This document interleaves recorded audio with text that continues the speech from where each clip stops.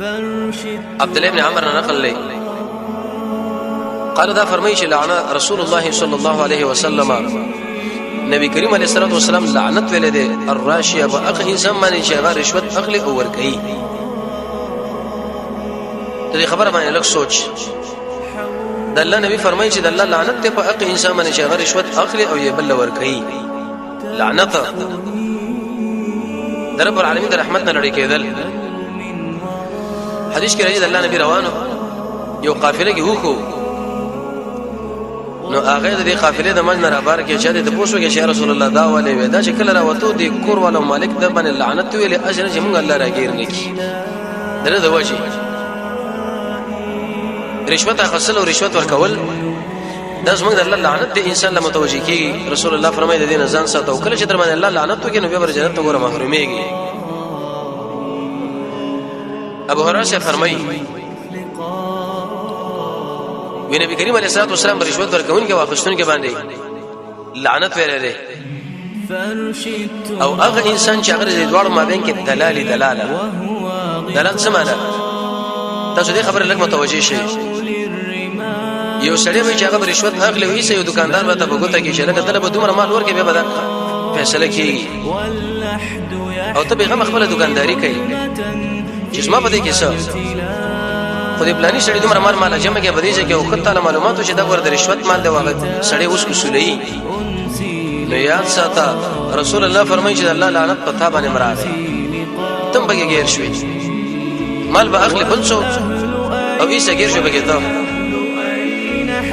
حدیث کې امر رسول الله فرمایي مجموع زوائد کې دا روایت دی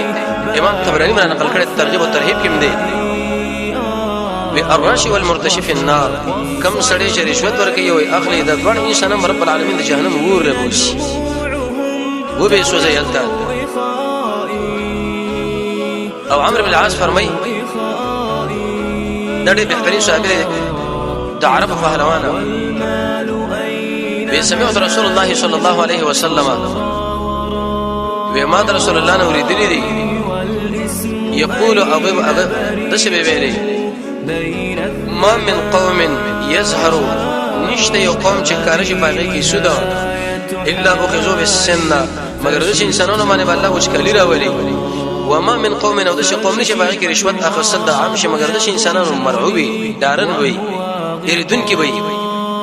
دا چې کله به د شک مقابله او مخامخین لټینګي بینه ودريږي به بیره رشوت اخصل د انسان باندې روب داخلي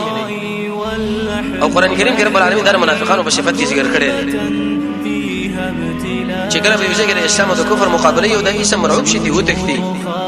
وې د چې انسان منافق دی او د چې ځان رسول غواړي چې انت بالکل امن او غړبړ غارونه عبد الله بن عباس فرمایي نبی کریم علیه الصلاه والسلام فرمایلی دي چې کوم یو انسان رشوت اخلي الله رب عزت به دا لاس وتړي لاس او دا غینه به ورسره به جهنم باندې منځ کې دا ورو ورځي او د جهنم د منځ سړی ورسېږي تقریبا 500 کاله مزل لته رشوت اخصل د دې سزا دا چې ستاسو لاس باندې ستدي وتړل شي سره او به رب العالمین تعالی ولې وړي او نشه کیفیت باندې ملائکه له امر وږي چې وای نشي د جهنم له ور ورځي هغه به ته جهنم د الله نبی فرمایي 500 کاله الله نه مزل لا غیلا